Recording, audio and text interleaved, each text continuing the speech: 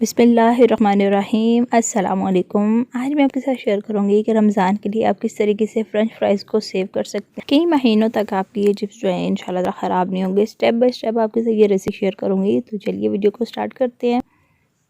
तो सबसे पहले यहाँ पे 2.5 किलो आलू ले लिए हैं। और चिप्स के लिए आलू जब भी लें तो आपने हमेशा एक चीज़ का ख्याल रखना है, ये बाहर से ना इसकी सख्त होनी चाहिए, सॉफ्ट नहीं होनी चाहिए। और आजकल जो नए आलू है ना वो आपने नहीं लेने, क्योंकि उसके चिप्स बिल्कुल भी अच्छे नहीं बनेंगे। तो सख्त वाले आलू लेने हैं आपने। उसके बाद मैंने अच्छे से इनको धो लिए और इसके छिलके सारे उतार लेंगे। और उसके बाद इसकी कटिंग की तरफ आते हैं। तो कटिंग के लिए ना एक बड़े साइज़ का अगर आलू है ना तो 3 पीस हम इस तरीके से कर लेंगे। आधे आधे इंच का फासला जो है ना वो हमने छोड़ना है, क्योंकि बहुत ज़्यादा पतला भी आलू चिप्स को नहीं करना, बहुत ज़्यादा मोटा भी नहीं करना। मीडियम साइज़ के होने चाहिए, क्योंकि आगे चल के हमने इनको बॉयल करना है और फ्रीज़ भी करेंगे ना। तो बहुत पतले भी नहीं होने चाहिए और बहुत मोटे भी नहीं होने चाहिए। तो यहाँ पे ना ये मैंने 4-4 पीस कर लिए हैं।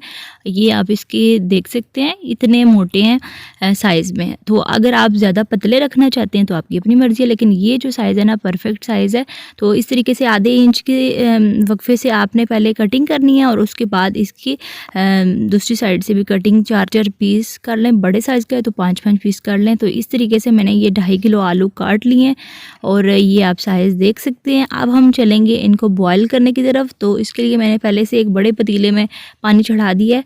तो पानी में जब बॉयल आना है ना तो उसके बाद हमने आलू डालने हैं, पहले नहीं आपने इसमें आलू डालने। तो यहाँ पे बॉयल आने के करीब ही है, एक खाने का चम्मच भर के मैंने नमक इसमें शामिल कर दिया है। और मिक्स करने के बाद ना यहाँ पे आधे आलू मैंने इसमें शामिल कर देने हैं। ज़्यादा बड़े साइज़ का पतीला है तो सारे एक साथ ही डाल दें, लेकिन मेरे पास जो पतीला है ना ये मीडियम साइज़ का है तो मैंने 2 पोर्शन कर लिए। एक दफ़ा आधे मैंने बॉयल करने हैं और इनको निकालने के बाद बाकी जो बच जाएंगे ना उनको भी हम पतीले में डाल के तो उनको भी बॉयल दे लेंगे। और यहाँ पे बॉयल इसमें आ चुका है। 3 मिनट तक हमने इनको पकाना है पानी में। 3 मिनट ठीक 3 मिनट के बाद हमने इनको निकाल लेना है। तो यहाँ पे 3 मिनट गुजर चुके हैं। फ़ौरन से मैं ये चिप्स जो हैं ये निकाल के छलनी में डाल लूँगी। और दूसरी साइड पे मैंने एक बड़े ट्रे के ऊपर ना मैं बड़े साइज़ का पेपर जो है वो फैला लिया है। तो इसके ऊपर ये सारे चिप्स हम फैला लेंगे। तो यहाँ पे ना जो चिप्स हैं ये फैलाते टाइम एक दूसरे के ऊपर नहीं चिप्स होने चाहिए, बल्कि इसकी एक सिंगल लेयर लगा देंगे। तो 2 बड़े-बड़े ट्रे ले लिए हैं, उसके ऊपर ये बड़े-बड़े पेपर मैंने फैला लिए। आप चाहें तो वो कपड़ा भी फैला सकते हैं, लेकिन मेरे पास ये बड़े साइज़ के पेपर थे तो ये मैंने फैला लिए हैं। और इसके ऊपर ना सिंगल लेयर ये आप देख सकते हैं। और आधे पौने घंटे के लिए ना मैंने पंखे के नीचे रख देना है, या फिर उतनी देर तक कि जितनी देर तक ना ये चिप्स सारे ठंडे नहीं हो जाते।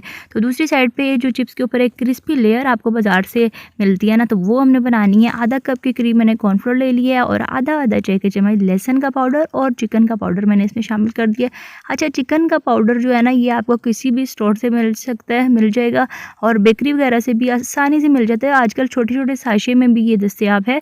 तो जो चिकन क्यूब वाली मैंने वीडियो बनाई थी ना उसमें बहुत ज़्यादा सवाल आ रहा है कि ये चिकन पाउडर जो है ये कहाँ से मिलेगा या क्या होता है। तो बहुत जल्दी इसकी रेसिपी मैं इंशाल्लाह ताला आपके साथ शेयर करूँगी। तो यहाँ पे ये हमारी जो क्रिस्पी इसके ऊपर जो कोटिंग है ना ये तैयार हो चुकी है। और दूसरी साइड पे ये जो चिप्स हैं ये भी हमारे तैयार हो चुके हैं। तो यहाँ पे ये जो कॉर्नफ्लोर वाला जो मिक्सचर हमने तैयार किया ना इसकी हाफ़ क्वांटिटी कर लेंगे। और ये बड़े साइज़ की परात है तो इसमें मैं थोड़े-थोड़े करके चिप्स डालती जाऊँगी और इनको मिक्स करती जाऊँगी।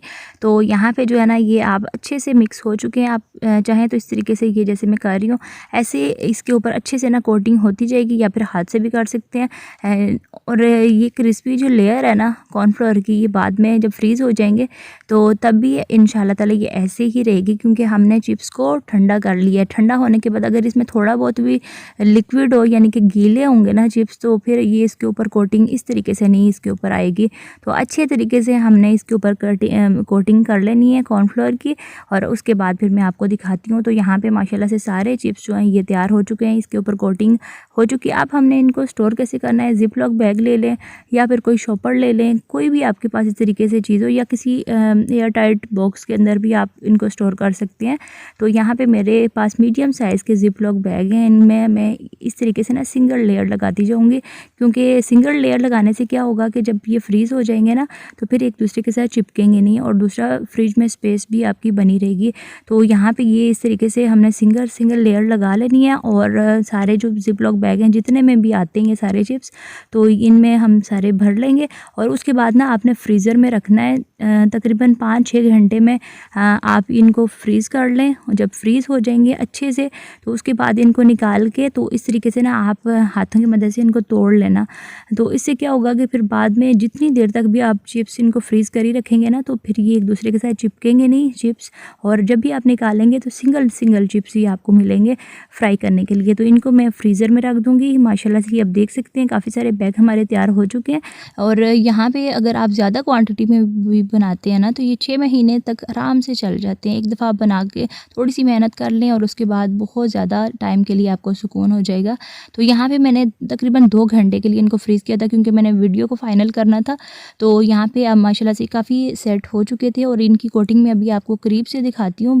बिल्कुल भी कोटिंग जो है ना ये चिप्स के ऊपर से उतरी नहीं है, बहुत अच्छे से ये सेट हो चुकी है, ये आप करीब से देख सकते हैं। अब हम चलते हैं इनको फ्राई करने के लिए। तो एक कढ़ाई में मैंने ऑयल जो है ये पहले से चढ़ा दिया गरम करने। तो अब हम एक एक करके तो इसमें डालते जाएंगे, और ये इतना टेम्परेचर जो है ना ये ऑयल का होना चाहिए। और चिप्स जो है ये आधे कच्चे पक्के हैं, तो बहुत ज़्यादा टाइम नहीं लगेगा, 3 से 4 मिनट तक हमने इनको फ्राई करना है। और यहाँ पे बहुत ज़्यादा ब्राउन कलर भी नहीं आने देना, बल्कि बहुत अच्छे से जिस तरीके से बाज़ार से मिलते हैं ना, तो वैसे ही आपको टेस्ट में ये लगेंगे बहुत ही ज़बरदस्त से। तो यहाँ पे ये तकरीबन 4 मिनट गुजर चुके हैं। थोड़ी देर के लिए एक साइड से फ्राई होने दें, उसके बाद इसकी साइड चेंज करके तो दूसरी साइड से भी फ्राई होने दें। थोड़े थोड़े वक्फे से ना इनको मिक्स करते जाएँ। तो माशाल्लाह से ज़बरदस्त से हमारे चिप्स जो हैं ये तैयार हो चुके हैं, ये आप देख सकते हैं। अब मैंने इनको निकाल लेना है, और बाकी चिप्स जो है उनको भी फ्राई कर लेंगे। उसके बाद एक प्लेटर जो है ना वो रेडी करके तो मैं आपको फाइनल लुक इसकी दिखाती हूँ। तो माशाल्लाह ये आप देख सकते हैं ज़बरदस्त से हमारे चिप्स जो है ना ये रेडी हो चुके हैं। तो ज़बरदस्त रेसिपी है, इसको ट्राई ज़रूर करिएगा, अपने फीडबैक से आगाज़ ज़रूर करिएगा। तो इसके साथ ही मैं आपसे इजाज़त चाहती हूँ। वीडियो को लाइक शेयर करना मत भूलिएगा। अल्लाह हाफ़िज़, फ़ी अमान अल्लाह।